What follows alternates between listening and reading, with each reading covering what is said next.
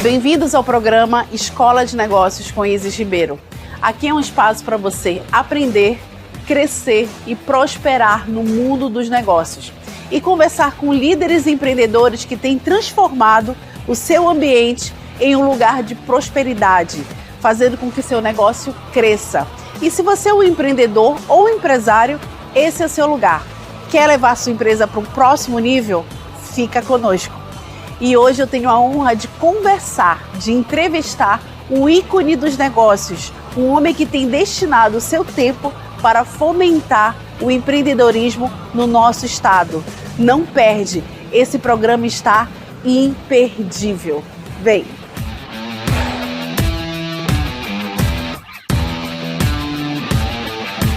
Rubens Magno Júnior. É um prazer tê-lo aqui com a gente, é um prazer tê-lo você no programa Escola de Negócios com Isis Ribeiro. E para mim é uma honra, tá? Porque eu conheço a sua caminhada de muitos anos, a gente pensa que as pessoas não observam a gente. Então, quando a gente encontra com alguém que observa a gente, isso é legal. Então, eu já conheço o seu lado empresário há muito tempo e para mim é uma honra entrevistá-lo hoje. Portanto, por onde você chegou, a sua caminhada, a sua história.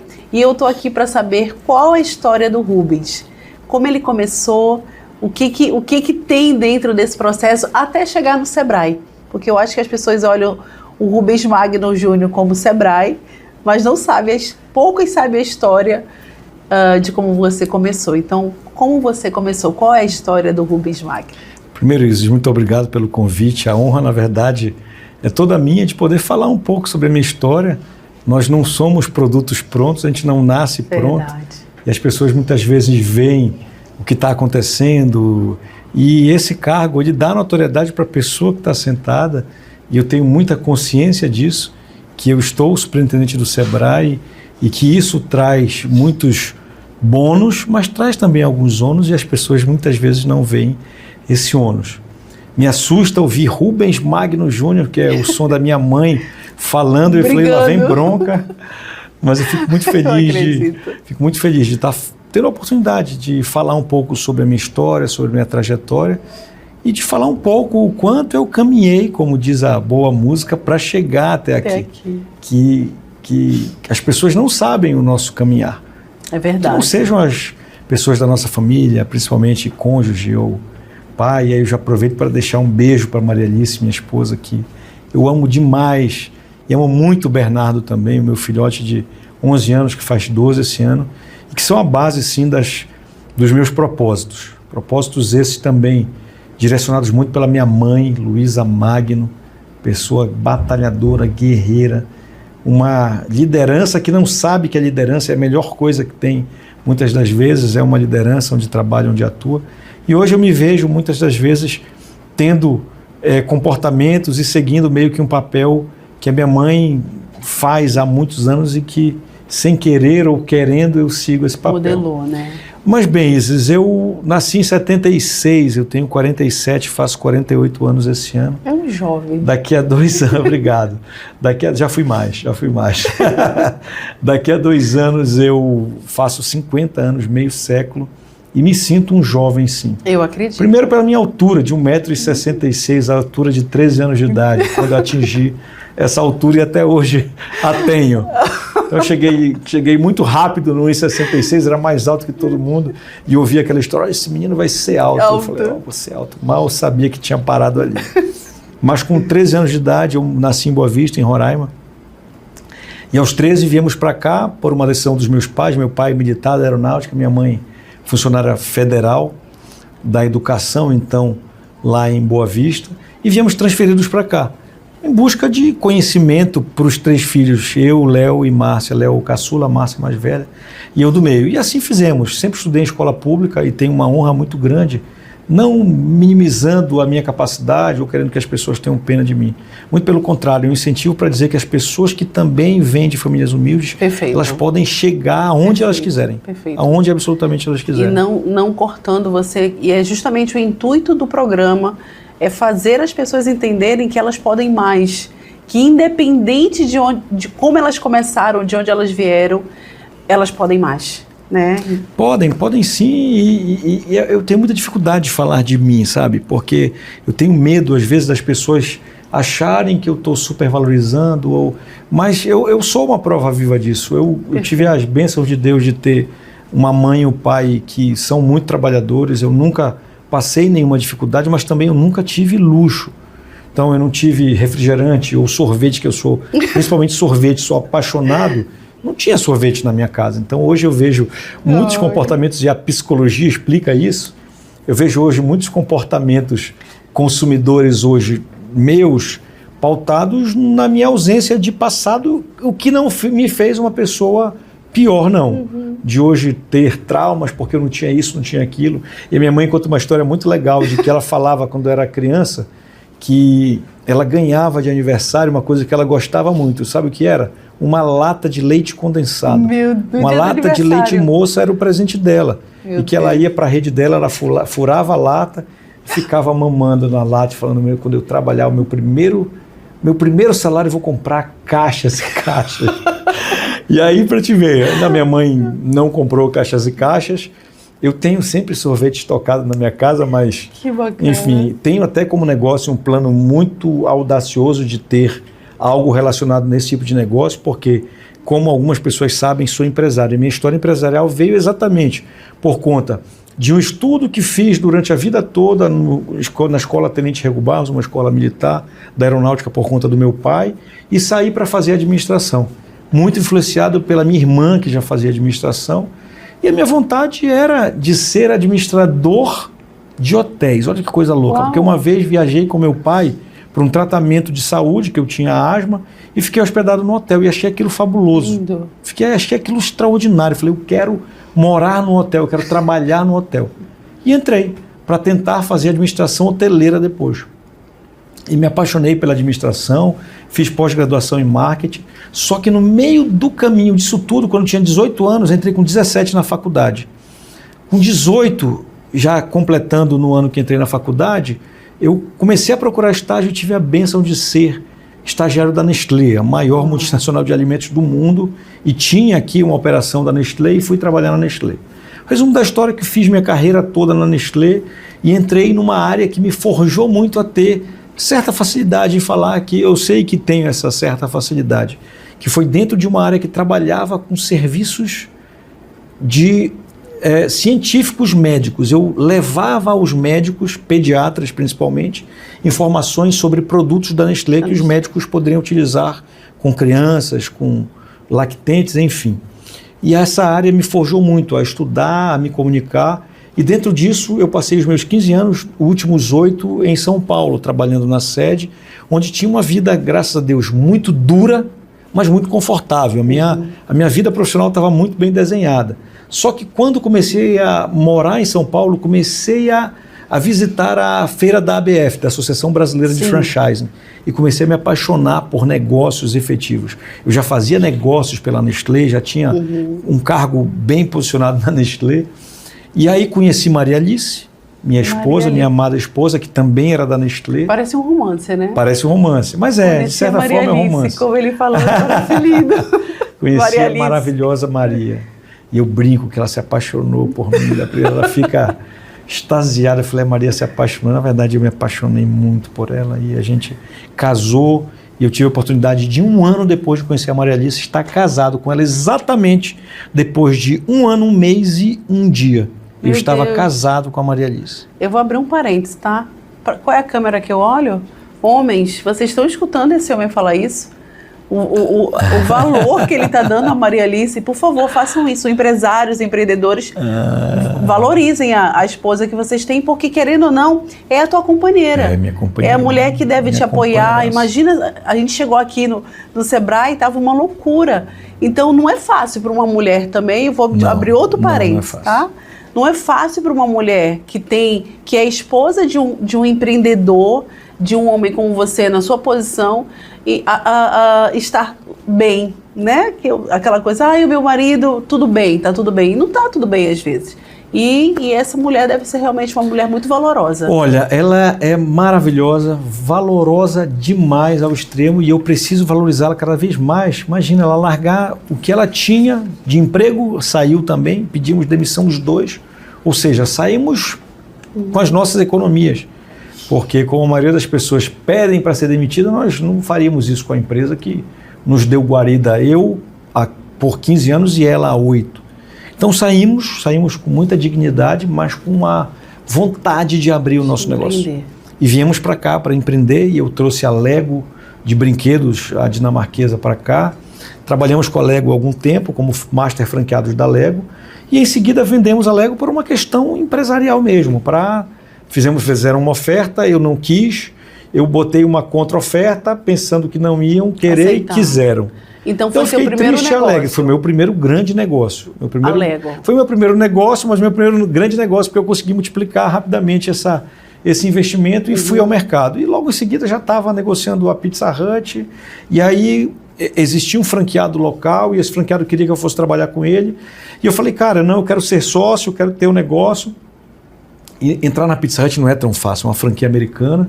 Ele falou, cara, a gente vai participar de um processo para te homologar, mas enquanto isso vem trabalhar comigo. E eu fui para aprender a fazer pizza, aprender a comprar, aprender a vender e participei de todo o processo, o processo. Fui caixa, fui lavador de banheiro, fui com muita tranquilidade, o que me fez crescer muito, não só como empresário, mas como pessoa também. Até de valorizar trabalhos que muitas vezes a gente vê na nossa mente pequena, pessoas na periferia dos negócios que são invisíveis muitas vezes para a gente que é consumidor.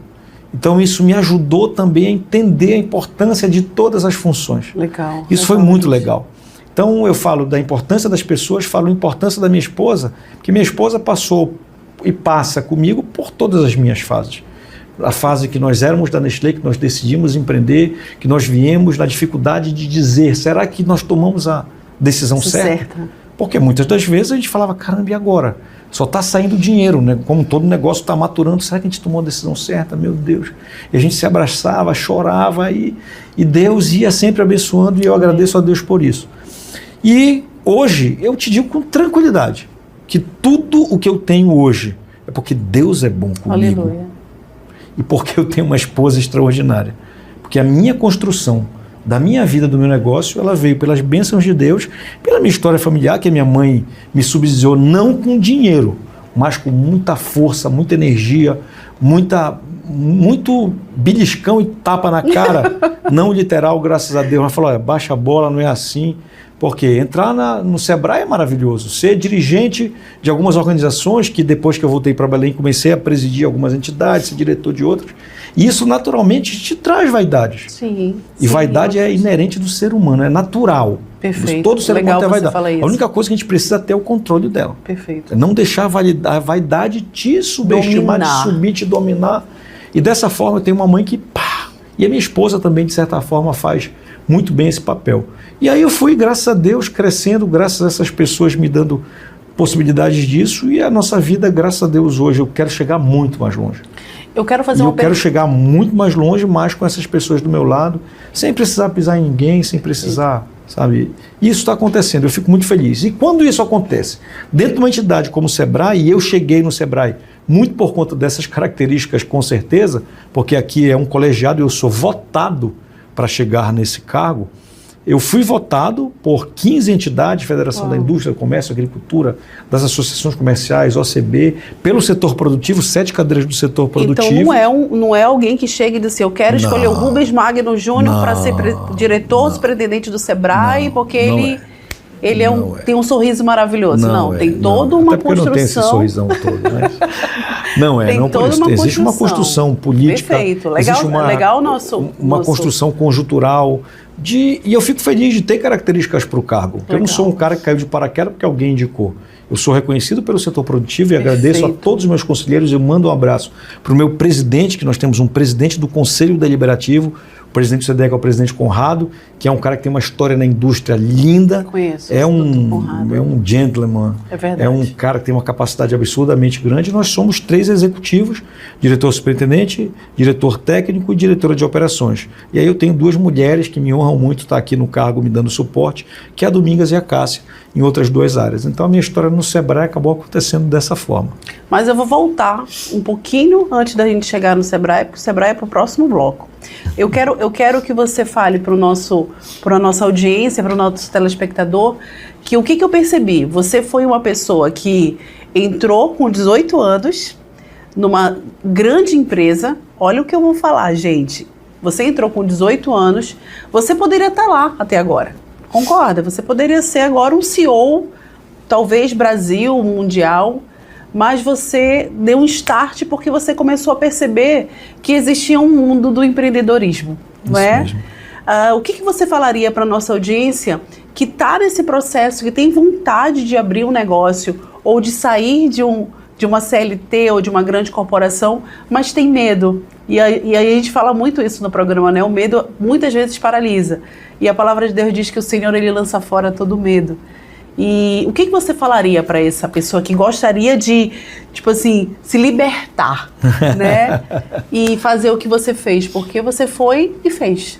Eu falaria também, biblicamente, não com as palavras sábias que você tem como conhecedora da Bíblia, que em alguns momentos Deus fala que se eu alimento até os pássaros e as plantas, perfeito, eu não vou alimentar você, que é uma criatura feita por mim com todo carinho, uma criatura que eu fiz e que te criei do barro e do pó e da tua costela criei tua companheira. Eu não vou te alimentar. Então eu diria para esses empreendedores, para eles não terem medo, porque eles precisam ter fé. Porque o empreendedor, o ser empreendedor, o empreendedorismo, ele vem nada mais, nada menos do que a possibilidade de você transformar um sonho em algo tangível, real. E é muito duro muitas vezes tomar essa decisão. E eu diria que tem os seus bônus, tem os seus ônus, como tudo. Da mesma forma de você ser empregado, ser CLT, ser funcionário público, tem tudo ônus e bônus. Só que ser empreendedor te dá uma mobilidade muito grande para alçar voos maiores, que foi isso que eu vislumbrei e que com as bênçãos de Deus deu certo.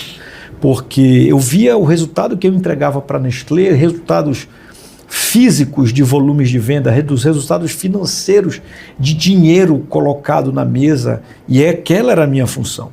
E eu pensava, se eu tenho tanta energia para despender para uma empresa que eu tenho a honra de vestir a camisa, de levantar a bandeira, será que eu não tenho essa mesma capacidade? Ou talvez se eu use a metade do que eu faço, certamente eu consigo ter o dobro, pelo menos, do que eu tenho de ganho aqui. Para o meu próprio negócio. Para o meu próprio negócio. E foi isso que aconteceu, graças a Deus. Hoje eu tenho a honra de empregar mais de 60 pessoas nos meus negócios. Isso me honra muito, porque são 60 famílias que hoje são empregadas e que eu não simplesmente pago, e tenho a honra de dizer, eu pago 60 pessoas, não. Eu tenho 60 pessoas que me ajudam e que são parte da minha família empresarial, que eu tenho a honra deles darem o suor e eu simplesmente remunerar esse suor. Perfeito. De uma maneira bem matemática, mas mais do que isso, da gente se ajudar e dessa forma ajudar a sociedade, porque não existe nada mais digno do que emprego, do que renda, das pessoas levarem isso para suas casas. E aí falar de empreendedorismo nisso tudo, a gente vê um bolsão gigantesco de empresários, ou melhor, de pessoas na informalidade, que se só torna empresário quando você tem o CNPJ. E o Brasil tem há mais de 10 anos a possibilidade de ter a capilaridade numa quantidade gigantesca de quinais, como o MEI, por exemplo. Perfeito. O MEI é a grande base da economia. E o Sebrae está aí para isso, para dar dignidade para essas pessoas. E eu tive a honra de, lá atrás, ter feito esse movimento, esse cavalo de pau de 180 graus, de sair de um caminho e ir para outro caminho, para empreender e buscar os meus caminhos. E aí eu falo, nem todo mundo se adapta. Eu e minha esposa viemos para empreender, empreendemos, eu voltei depois para o mercado, já trabalhando com uma perspectiva de outro negócio, e minha esposa levantou a mão e falou, Rubens, eu não tenho estômago para isso. Eu falei, tá, e aí? Não, eu vou voltar para o mercado e vou me empregar novamente. E se empregou. 4 meses depois que ela tomou essa decisão, ela foi trabalhar numa concorrente da Nestlé, uma empresa americana, na Abbott, e o mercado é isso. E ela trabalhou mais alguns anos na Abbott e hoje está numa empresa francesa, na Servier. E eu fico abismado e feliz de ver a minha esposa realizada profissionalmente. Que é outra coisa que me deixa muito feliz, porque muitas pessoas que não conhecem a minha esposa, não conhecem a minha história, é uma forma de falar, inclusive, podem pensar, poxa, a esposa desse cara, ele trabalha pra caramba, tá aqui pra ali, deve ser uma dondoca que não faz nada. Minha esposa trabalha demais, demais, e a gente se vira para cuidar do nosso filho, de dar a estrutura, da educação. E o Bernardo hoje estudando na escola militar, eu estou muito feliz que ele está se desenvolvendo, saiu de uma escola canadense, e que o propósito dessa escola foi também trabalhado, que foi a língua estrangeira, e hoje o menino fala inglês melhor do que eu, que é a Maria somados, e a gente está muito feliz. E ele foi para uma escola militar que leva a valores que eu tive quando era jovem na minha escola, que também era militar. Então eu te falo que sempre eu vou falar da minha história e empresarial, mas inevitavelmente eu vou ter que colocar minha família, porque a minha família está inserida nisso. E que bom, porque é o teu princípio, é a base. Se todo empresário entendesse que existe uma base cristã, uma base de família, eu acredito nisso, que as empresas elas crescem, né? Elas têm esse padrão de comportamento de crescimento. No próximo bloco eu vou perguntar mais do Rubens sobre a sua vida empresarial, e no próximo bloco a gente vai falar como é que ele consegue fazer isso, de ser um superintendente do Sebrae e ter a sua empresa. Até o próximo bloco.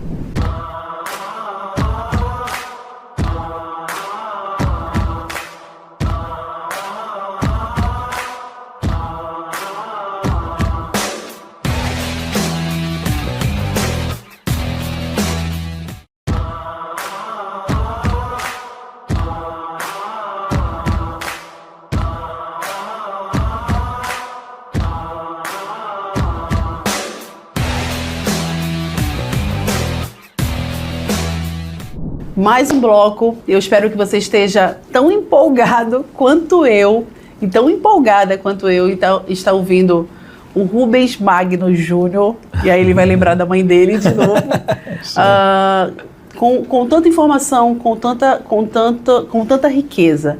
E aí eu quero fazer uma pergunta, gente, que é uma pergunta para mim também, tá? Eu faço as perguntas para vocês, mas é para eu aprender também. Rubens, como você faz hoje? Qual é o pulo do gato que você faz hoje para dar conta de tudo isso? Dar conta do seu negócio, dos seus negócios, dar conta do Sebrae, que deve lhe tomar um tempo muito grande, porque você não deve ficar só aqui. Você deve rodar esse Pará, esse Brasil, esse mundo, captando ideias para a gente, né? Como é que você consegue? Nos conte. Não, acho que isso é uma matemática simples. Primeiro, ter pessoas de confiança próximas. E eu tenho a honra de ter o meu irmão como meu sócio, o Léo, e agradeço muito ao Léo por tocar os nossos negócios com muita maestria. Ele e minha cunhada, a esposa dele, a esposa financeira, uma financista de mão cheia. Que legal. E financeiro, como sempre ouço, desde a época da Nestlé, que a pessoa de finanças ela não pode ter alma, não pode ter fígado, ela tem que ser uma pessoa direta, matemática. Perfeito, exata. Isso é verdadeiro, exata. Né? E meu irmão já tem um equilíbrio um pouquinho melhor com relação a isso, tem um pouquinho mais de coração, e eu já tenho muito coração. Então, em alguns momentos, ter muito coração não é tão bom para o negócio. Diga-se os vales da vida, aparece alguém chorando, eu preciso de vale, ele começa quando vê, final do mês o cara não recebeu nada, e aí é um prejuízo muito grande para ele. Mas é só um adendo rápido com relação a isso. Mas, voltando à sua pergunta, eu tenho essa facilidade de ter pessoas de confiança tocando os nossos negócios, que meu irmão, além de ser meu irmão, é meu sócio também. Perfeito. E dentro disso, são pessoas extremamente capacitadas, e eu trabalho com a delegação. Então, hoje, quem toca o negócio executivamente é o Léo e a Soraya, com os nossos colaboradores, e, inevitavelmente, nos finais de semana a gente se encontra. A gente está modelando um negócio novo, que inclusive no Cumbu, um processo que a gente está criando no Cumbu. Vem novidade por aí. Vem novidade bacana por aí, empresarial. E aí a gente está se encontrando sempre, nos finais de semana, ou na casa da minha mãe, ou na minha casa, ou na casa do Léo, ou nesse negócio do Cumbu, e inevitavelmente a gente fala de pizza. A minha esposa, apesar de não estar na execução da Pizza Hut, ela já trabalhou em alguns momentos com a gente pontualmente, principalmente na transição das duas empresas que ela trabalhou, como eu falei anteriormente, na Abbott, a americana, com agora na Servier francesa. Em algum momento ela passou 4, 5 meses fora do mercado e acabou trabalhando com a gente. E, por ser minha esposa e, obviamente, sócia também do negócio, ela também faz parte de um grupo de administração para as tomadas de decisão. Só que eu deixo hoje completamente aberto para o Léo, principalmente, que é quem é o CEO do nossos negócios hoje, tocar. E aí, quando tem alguma dúvida, e algumas vezes que eu vejo que a decisão dele não é a melhor, mas que pode ter, obviamente, algum fundo de possibilidade, eu deixo tocar mesmo tendo a possibilidade de não ter o erro. E vindo o erro, por exemplo, eu mesmo sabendo o que ia acontecer, eu jamais virarei para o Léo e viro e falo, tá vendo? Eu imaginava que não ia dar certo. Porque, enfim, eu não quero dizer com isso que eu sou mais preparado ou menos preparado. Eu acho que a gente está aqui para ser forjado e aprender as coisas em cima das nossas decisões. E um mantra que eu uso na minha vida é certo ou errado, tome a decisão. Certo ou errado, tome a decisão. Porque se a decisão que você tomou for errada, tome outra decisão. Se for errada, tome outra decisão. Perfeito. O importante é não ficar parado. Perfeito. E dessa forma os nossos negócios têm se valido e têm, graças a Deus, crescido. Já fizemos investimentos errados? Já. O importante é que no final do dia, de todas as decisões que você toma, o saldo seja positivo. Perfeito.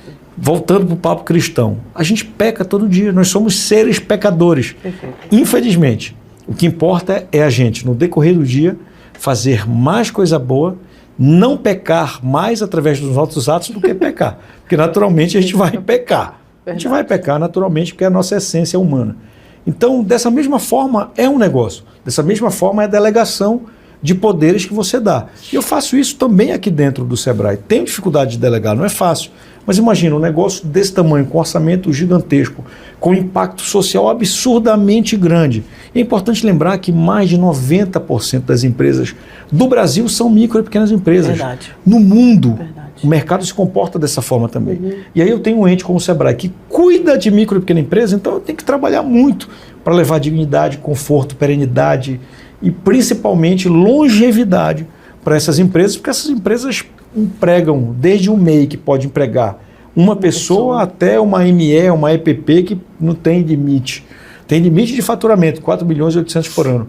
Mas a maioria das empresas do Brasil fatura de 4 milhões e 800 para baixo. Então a gente tem uma responsabilidade muito grande. Perfeito. Falando isso, você pegar esse gancho que você falou, como veio o convite para ser superintendente do Sebrae? Diretor e superintendente do Sebrae. Olha, como surgiu? Esse convite surgiu através, da minha capilaridade dentro do setor produtivo. Mesmo antes de ir morar fora de Belém, quando estava aqui pela Nestlé, eu já transitava pelo setor produtivo, não em cargos diretivos, mas até porque a Nestlé não me deixava fazer parte de conselhos ou de áreas como executivo de uma associação comercial, de um Conjove, de uma ADVB. Mas eu sempre estava em contato com as lideranças empresariais. Fui embora, quando voltei já era empresário, as pessoas... eu fui retomar os meus processos os contatos que eu não tinha, mas como eu já estava me colocando novamente, aí começaram a vir os convites. Eu comecei a participar da FEComércio, da Federação da Agricultura, da Federação da Indústria, das associações comerciais, e eu tive a honra de presidir a Associação dos Dirigentes de Vendas e Marketing do Brasil, a seção Pará, a ADVB.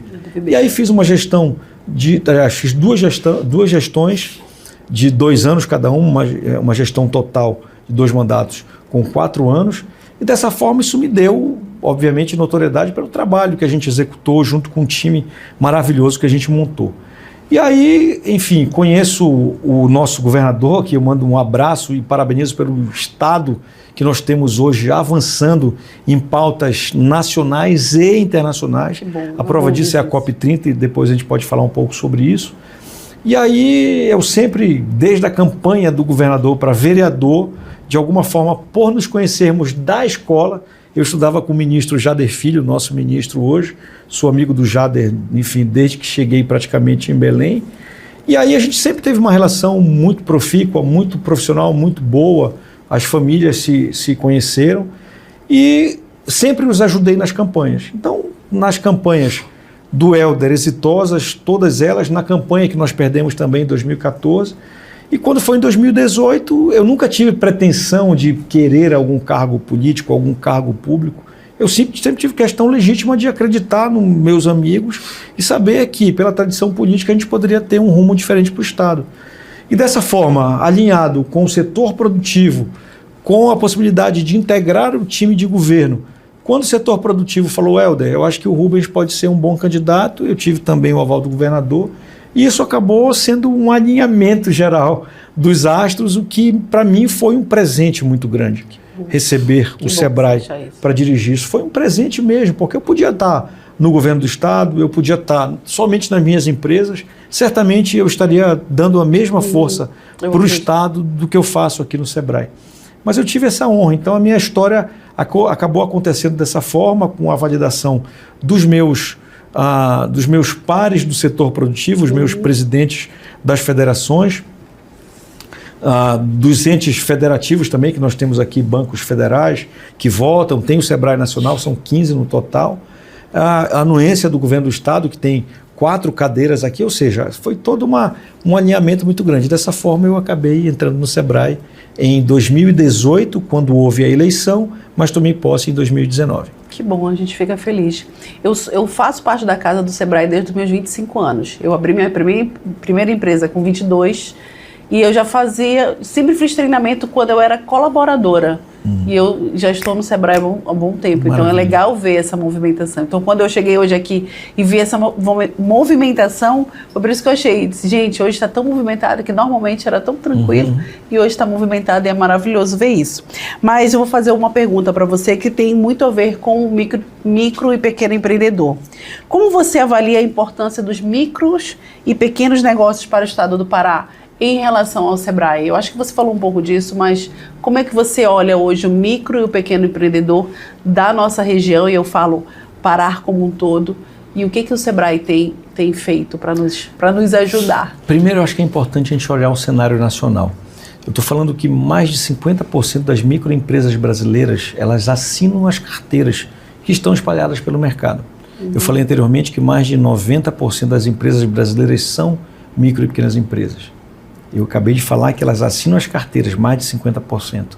No Norte, nós, como pequena empresa, somos os que mais empregamos na região Norte. Claro. Quando eu estou falando de produto interno bruto do Brasil, 1/3 do produto interno bruto brasileiro, ele é feito por micro e pequenas empresas.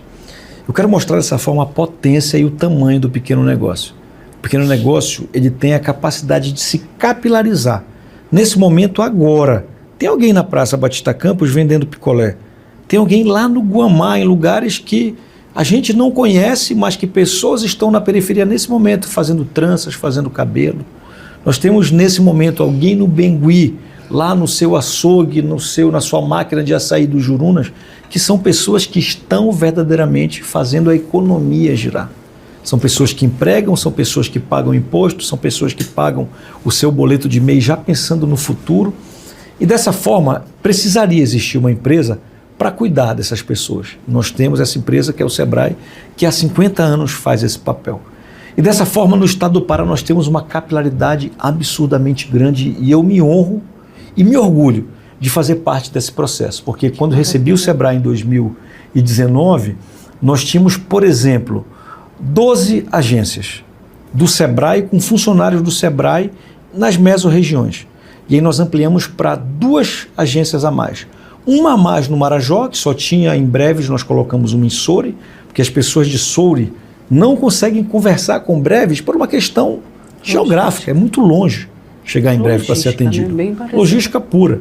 Então as pessoas de Soure, por ser próximo a Belém, elas vinham para Belém. Uau. E eu falei, não, vamos botar uma agência lá e colocamos lá.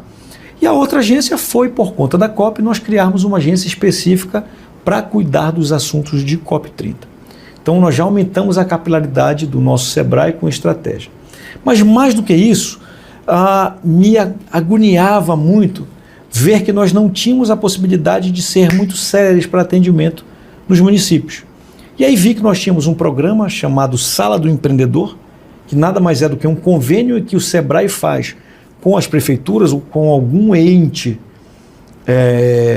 certificado, algum ente com CNPJ em qualquer um dos municípios, da gente fazer um convênio, pegar um funcionário desse parceiro, treiná-lo com as ferramentas do Sebrae, ferramentas físicas, ferramentas funcionais, ferramentas cibernéticas, treiná-lo com as soluções do Sebrae para que ele, de maneira muito rápida, possa dar uma solução que o Sebrae pode ter. Sala do empreendedor. Sala do empreendedor. E aí cheguei no Sebrae em 2019, também vi que só tinha uns 50 salas do empreendedor, quase 50, das 144 possibilidades dos municípios paraenses.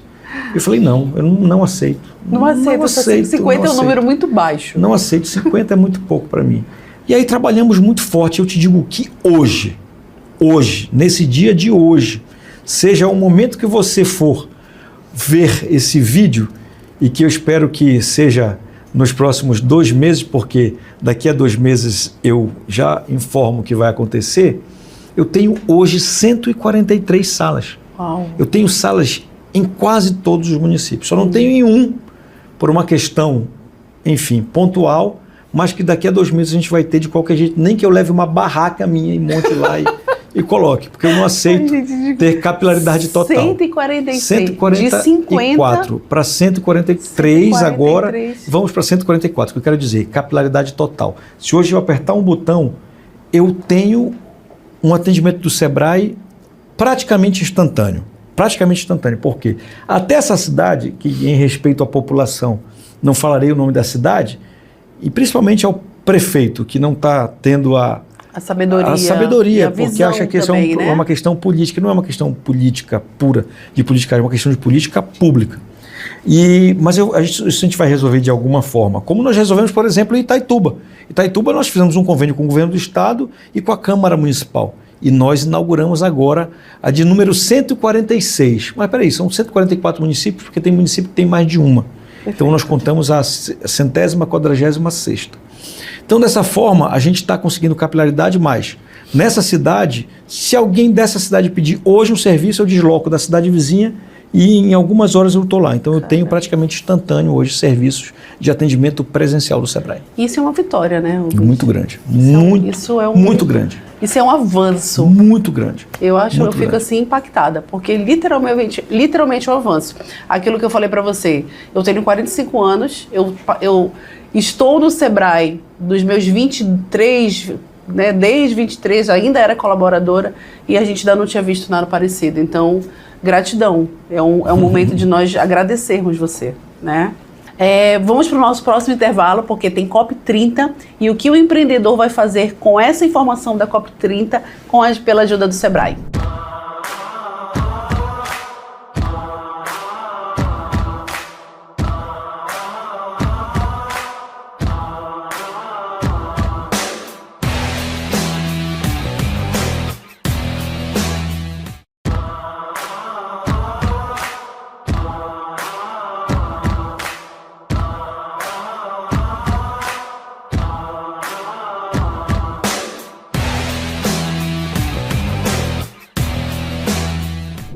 Estamos de volta para mais um bloco com essa pessoa maravilhosa e que vai nos entregar já o refino da COP30 e a gente entender, gente, também o que é realmente a COP30. Porque tem muita gente falando da COP30 e tem gente que não sabe o que é a COP30. Rubens, como o Sebrae está se preparando para todo esse movimento da COP30? O que o empreendedor deve esperar com a COP30, né? São 3 perguntas. E o que é a COP30? Junta tudo aí e manda pra gente. Bem, a COP30, desde 2022, a gente tem tido um rebatimento e um interesse pela COP30. Em 2023, esse ano, né? Ano que passou, 24.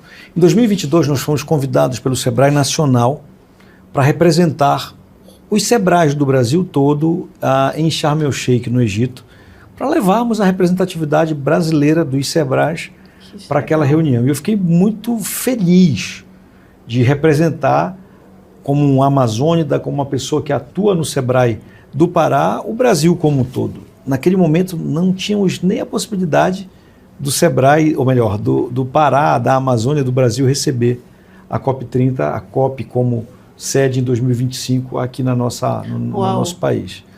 Então, naquele momento, eu tive a possibilidade de ir junto com o governador do estado, junto com a comitiva de governadores da Amazônia Legal, que naquele momento o governador ainda não era o presidente dos governadores, do consórcio de governadores da Amazônia Legal, mas por uma vacância do atual presidente, que era o então governador do Amapá, ele passou a batuta para o governador Helder, e o governador Helder, muito gentilmente, convidou o presidente Lula, eleito, porém não empossado ainda, a seguir junto na comitiva.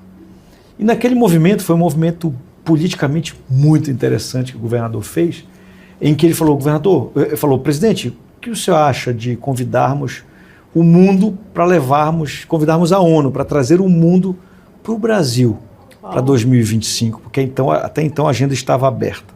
Olha a visão, né? E o presidente falou, acho que é uma boa, governador Helder. Isso eu estou contando uma história, não foi isso que aconteceu, eu não vi acontecer. Isso mentalmente, depois de todo o desenho, eu criei essa retórica que eu acho que foi mais ou menos assim. Eu estou apenas caricaturando o processo. E o presidente vai falar, governador Helder, eu acho que é uma boa. Presidente, o que o senhor acha de fazermos, além de fazermos no Brasil, fazermos na Amazônia, já que é um ponto importante de acesso do assunto climático? O presidente deve falar, governador Helder, isso é uma ótima opção. Governador, e por coincidência, como eu estou aqui, sou do Pará e estou pedindo tudo isso, eu queria muito que o senhor conseguisse que fosse no Pará, nós temos estrutura, nós somos preparados, e mais tarde eu vou falar de estrutura, porque nós temos sim, apesar dos malfeitores estarem falando que não, nós temos possibilidade real sim, e teremos a COP aqui. E o presidente falou, Helder, uma ótima ideia. Enfim, naquele momento o pleito foi colocado em Sharm el-Sheikh, no Egito, e depois, no ano seguinte, esse ano que passou agora, 2023, em Dubai, foi oficializado que nós seremos a sede da COP de 2025, a COP 30, aqui em Belém do Pará. E dentro disso, a COP, já respondendo a sua segunda pergunta, ela nada mais é do que uma reunião dos países signatários da ONU, da Organização das Nações Unidas, para falar de clima. É uma reunião que vai tratar de clima. São quase 200 países que mandam os seus representantes, que são os delegados dos países, que se reúnem a portas fechadas para dizer, eu, como Alemanha, vou diminuir mais a minha matriz energética de carvão, porque isso está impactando em tal coisa. Mas olha, eu preciso que a China faça tal coisa. A China pode? Não, isso eu não posso, mas posso fazer tal coisa. Vocês, Brasil, conseguem preservar a Amazônia, cuidado com queimada, cuidado com... Ok. Argentina, fulano, beltrano. Então vira uma grande mesa de negociação. Importante, com muita diplomacia, mas que é importante mencionar. O objetivo que se iniciou na COP1 vamos contar em números normais, há 28 anos, se é que aconteceu uma por ano, para falar de economia. Foi simplesmente falar do clima. O clima é um assunto para ser impactar a economia. Por que economia? O que isso tem a ver clima com a economia? Tudo. Porque se existe uma geada, os commodities sobem ou descem numa velocidade absurda. Está aí a própria guerra, que não é uma COP30, mas uma guerra, ela faz com que, por exemplo, nós tenhamos problema no Pará hoje. Por quê? Porque na gente, diretamente, né? O minério de ferro, por exemplo, que é comprado pela China, que abastece mercados importantes como a própria Rússia, por exemplo, que compra muitas coisas, ou que compra insumos nossos minerais, hoje a gente não está conseguindo fazer a exportação de minérios como poderíamos. E o clima é exatamente a mesma coisa. Então, dentro desse processo, existe essa pauta que vai existir aqui em Belém do Pará, que é a reunião dos delegados, porém, na periferia dessa reunião, que é uma reunião fechada que acontece na Blue Zone, que a COP é dividida em duas grandes áreas, a Blue Zone e a Green Zone. A Blue Zone é uma área azul onde delegados circulam, autoridades circulam, reis, rainhas, presidentes, primeiros ministros, e você vê dentro da Blue Zone essas pessoas passando pelo seu lado. É uma área extremamente restrita, mas muito habitada por milhares de pessoas. E existe a Green Zone, que é a zona verde, onde qualquer pessoa que se inscrever e passar pelos critérios de avaliação da ONU, elas podem ir para lá. Podem ir para lá ONGs, podem ir para lá pessoas físicas, podem ir para lá empresas, para falarem sobre clima também. Então é um debate extremamente democrático, onde inclusive pessoas levam as suas reivindicações e existem inclusive atos interessantes. Salvem as baleias do Ártico. Olha, cuidado com as tartarugas. Então pessoas estão fantasiadas de tartaruga, então pessoas levantando placas, mas tudo sendo monitorado pela ONU e, claro, sempre são manifestações completamente pacíficas. É um evento extraordinário, que a gente tem visto um crescimento muito grande. Do crescimento da COP anterior, por exemplo, para o Egito, a gente teve 30% de crescimento, 29 ponto alguma coisa. Quando a gente já passa de Sharm el Sheikh para Dubai, a gente já chega em quase 60% de crescimento. Aliás, na verdade, 60% de crescimento com 88 mil participantes. Quando a gente fala de Amazônia, a gente está dizendo que aquelas pessoas que vão discutir sobre clima, em algum momento, nos seus 10, 12 dias que passam numa COP, elas vão, em algum momento, falar ou ouvir sobre a Amazônia. Perfeito. E as pessoas que dialogam sobre esse tema, elas querem conhecer a Amazônia, os que não tiveram oportunidade. E quando se tem uma COP na Amazônia, não tem porquê a gente ver fake news destruidoras para o Brasil querer levar para outros lugares. E já está batido o martelo, porque não é nem o Brasil que resolve isso. Perfeito. Quem resolve isso é a ONU. E já está batido o martelo que será na Amazônia. E é o que eu falei, com ou sem estrutura. Mas nós temos estrutura. Nós temos possibilidade real de recebermos essas pessoas. Eu vou fazer uma lembrança para você que está do outro lado da tela. Nós no Sírio temos 2 milhões e meio de pessoas na rua participando. Perfeito. Nós temos a população paraense, nós temos os nossos vizinhos, colegas, parentes, parceiros, curiosos, turistas que vêm até a nossa cidade. E nós temos, nenhum fica na rua, dormindo na rua. Verdade. Nós temos capacidade sim. Nós temos estrutura. Precisamos apenas ter uma estratégia correta e aí está o nosso grande legado. O grande legado da COP, na minha opinião, além dos legados físicos, das estradas, das rodovias, das ruas, dessa grande massa de obras que já estão acontecendo e que acontecerão até a COP, nós temos também outros legados importantes, como, por exemplo, fazer com que você, por exemplo, você já ficou em algum Airbnb, em alguma viagem nacional ou internacional, ou você que está aí do outro lado, quer economizar, eu não consegui hotel, eu vou fazer uma hospedagem pelo Booking, eu vou alugar uma casa no Airbnb ou um apartamento? Com certeza sim.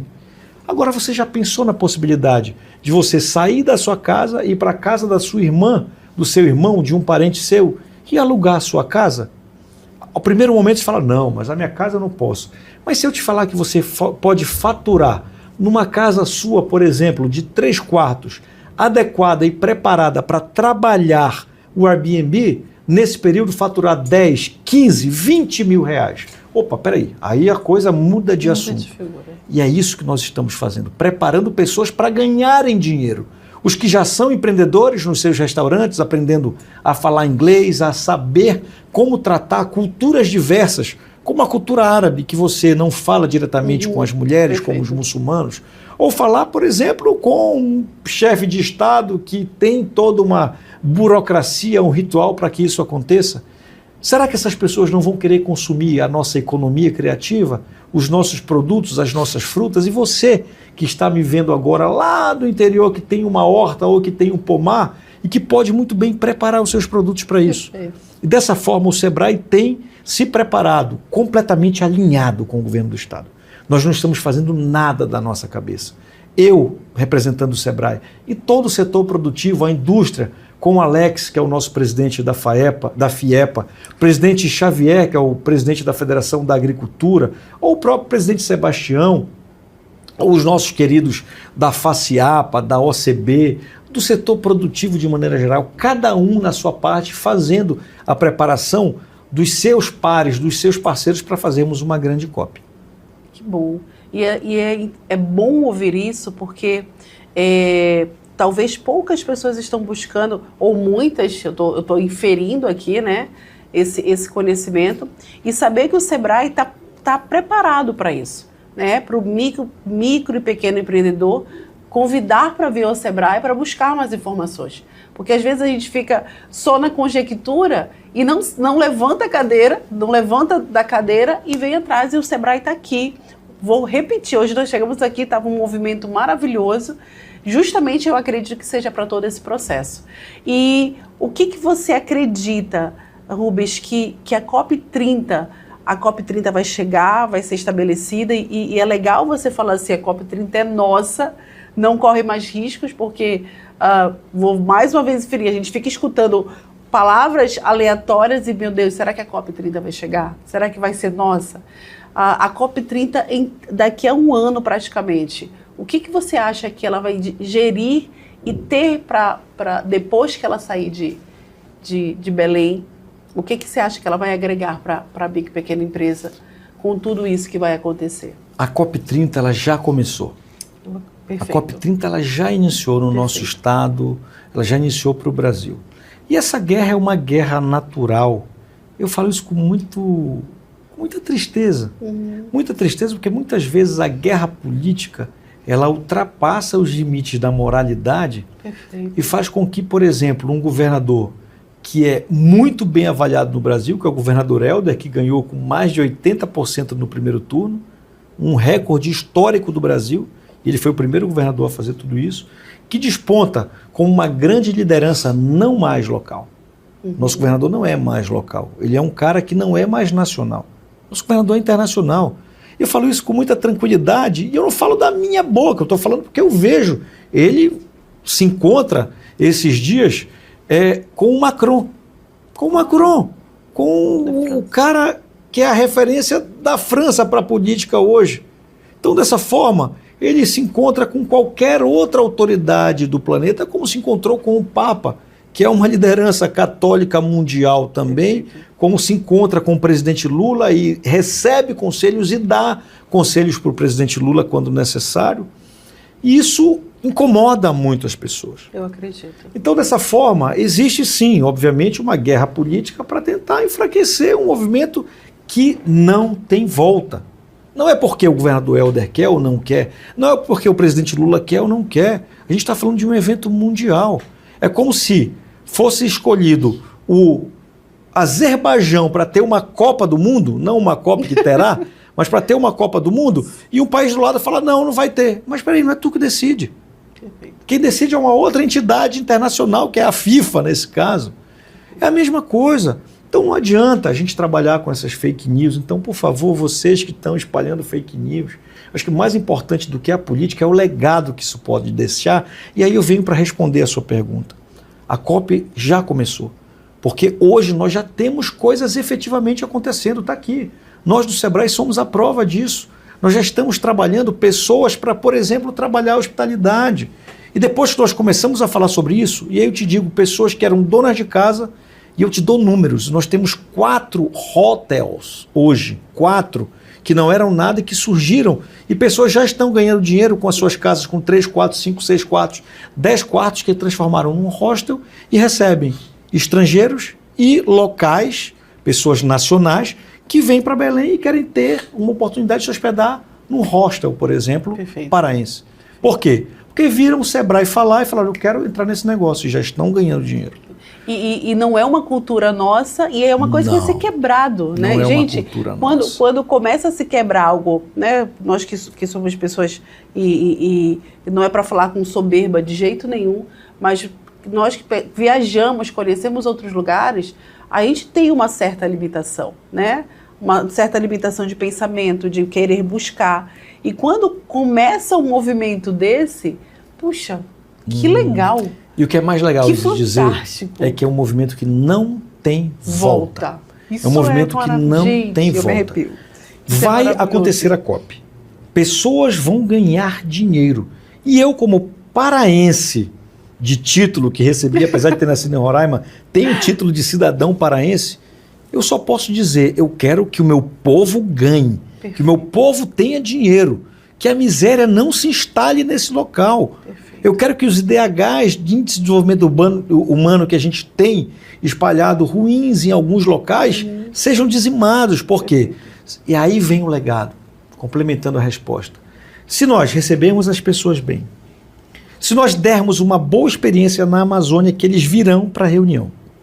Se essas pessoas, provando o nosso tucupi, o nosso tacacá, a nossa maniçoba, o nosso cupuaçu, o nosso bacuri, os nossos sorvetes maravilhosos, as nossas iguarias, forem sendo bem recebidos e viajarem conhecendo a história da Igreja de Nossa Senhora de Nazaré, que é uma referência no estado, conhecerem o berço da história da história do protestantismo na Amazônia, que vem da Assembleia de Deus e da Igreja Batista. Olha só que eu estou com uma dualidade aqui. Perfeito. Eu estou falando de cristianismo católico e estou falando de cristianismo evangélico, que são parceiros. Tanto que no Círio de Nazaré temos uma quantidade absurdamente grande de pessoas que não seguem a crença católica, mas que sabem da importância do movimento da fé, apesar de não cultuarem a mesma coisa que os católicos, mas veem a importância de como cristão está ajudando com água, está ajudando, por exemplo, aquela igreja que fica na esquina uma Assembleia de Deus, na esquina da Dr. Moraes com Nazaré, trabalham 36 horas, sei lá, 72 horas no Círio falando, eu sou cristão, não sou católico, mas sou teu irmão e quero te ajudar. Em que lugar do mundo se tem isso? Estão vendo hoje uma guerra por conta de problemas ideológicos e religiosos, e a gente aqui tem essa possibilidade de abraçar e beijar um irmão de outra crença.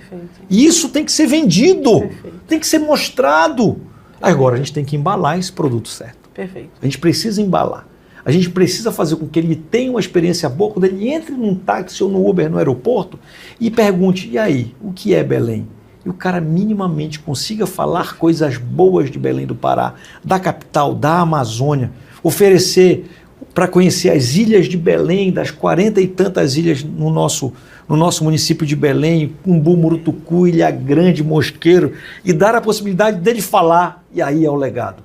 Muito mais do que a infraestrutura é falar, eu quero voltar para a Amazônia por Belém do Pará. E ouvir outra pessoa falar, porque assim, tem coisas que só existem aqui.